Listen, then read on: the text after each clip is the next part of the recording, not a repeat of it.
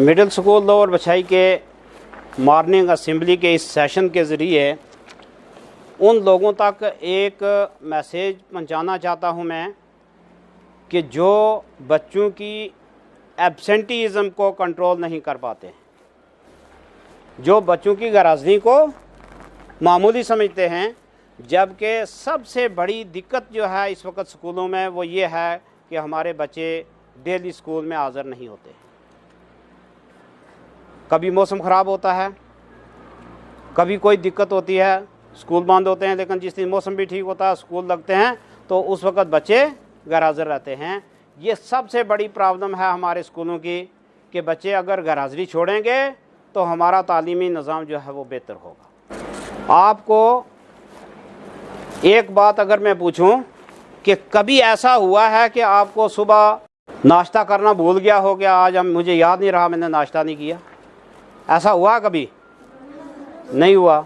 कभी ऐसा हुआ है कि आपको रात को खाना खाना याद ना रहा हो और आप इसी तरह सो गए हों? आप क्यों, आपको ये याद रहता है कि हमें खाना खाना है?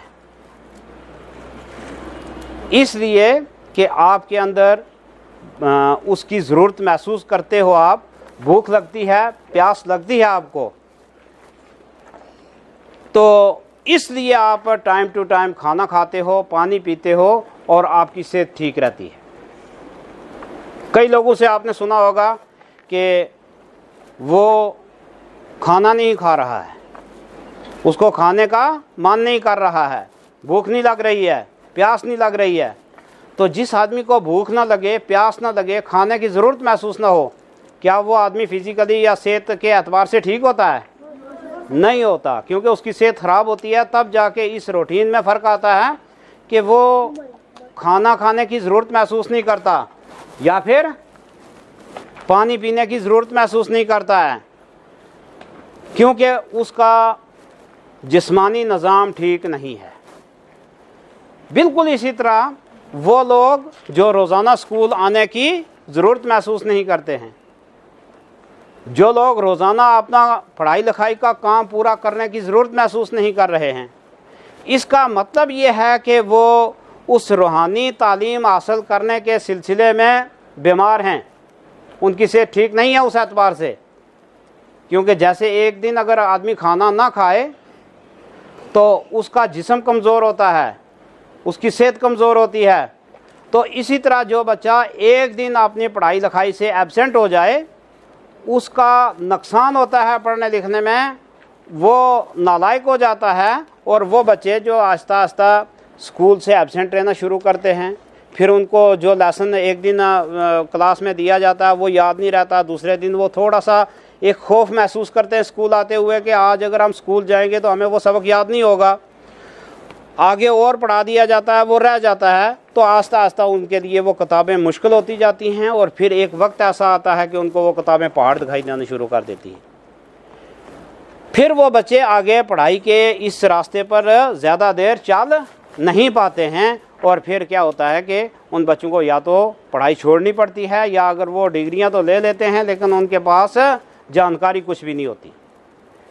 जैसे टाइम टू टाइम आपको खाना खाने की ज़रूरत है, पानी पीने की ज़रूरत है, इसी तरह वक्त वक्त पर आपको स्कूल आने की और अपना सबक याद करने की ज़रूरत है। फिर वो कहते हैं ना कि एक आदमी घोड़े को पानी तक ले जा सकता है लेकिन 20 आदमी भी उसको पकड़ के पानी पिला नहीं सकते, क्योंकि अगर उसके अंदर प्यास नहीं होगी, आप घोड़े का मुँह 20 आदमी पकड़ के भी पानी में रखेंगे वो नहीं पिएगा। उसके लिए उसके अंदर प्यास का होना ज़रूरी है। अगर प्यास होगी तो वो तलाश करेगा कहाँ पानी मिले और मैं पी लूँ। इसी तरह आपके अंदर अगर पढ़ने लिखने का शौक़ नहीं है तो आप स्कूल में आ भी जाते हो या तो पहले आओगे नहीं, अगर आओगे स्कूल में फिर भी उस शौक़ से नहीं पढ़ोगे तो फिर आपके पढ़ने लिखने का कोई फ़ायदा नहीं है। इसलिए आपके अंदर शौक़ होना चाहिए। आपके पेरेंट्स से मेरी ये गुजारिश है कि सिर्फ टीचर और स्टूडेंट ये दो पूरे काम को आगे तक नहीं ले जा सकते हैं जब तक इनके साथ कोऑपरेशन नहीं होगा पेरेंट्स का, क्योंकि बच्चे को स्कूल तक पहुंचाने में सबसे बड़ी ज़िम्मेदारी वो पेरेंट्स की है और ज़िम्मेदार किस्म के पेरेंट्स जो है ना, वो अपने बच्चे पर कड़ी नज़र रखते हैं। क्या बच्चे को आज पूरा सबक मिला कि नहीं मिला? अगर नहीं मिला तो उसकी वजह मालूम करते हैं कि वो क्यों नहीं मिला है, टीचर के साथ रब्ता करते हैं, फिर उसकी जो वजह हो उसका मुनासिब हल, अगर पेरेंट्स की ज़िम्मेदारी में कोई कमी है तो वो पूरी करने की कोशिश करते हैं।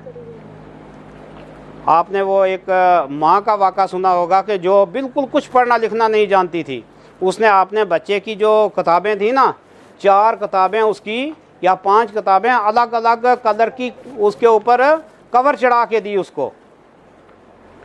फिर वो जब घर में बच्चा जाता तो वो उस बच्चे को एक एक किताब, क्योंकि वो इंग्लिश, उर्दू, मैथ, साइंस तो अलग अलग पहचान ही नहीं पाती थी क्योंकि खुद पढ़ी लिखी नहीं थी, लेकिन उसकी सोच पढ़ी लिखी थी। वो बच्चे को कहती कि आपने नीली किताब नहीं पढ़ी आज, वो निकालो पढ़ो।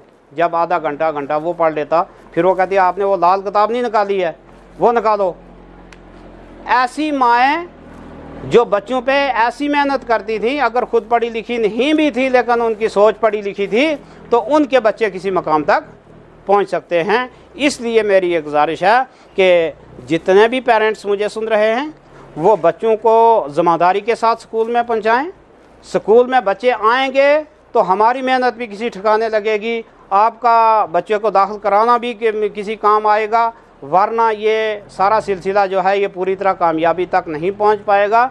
मुझे उम्मीद है कि आप जिस तक मेरी ये आवाज़ पहुंचेगी वो हमारे साथ कोऑपरेशन पूरा ताउन देंगे।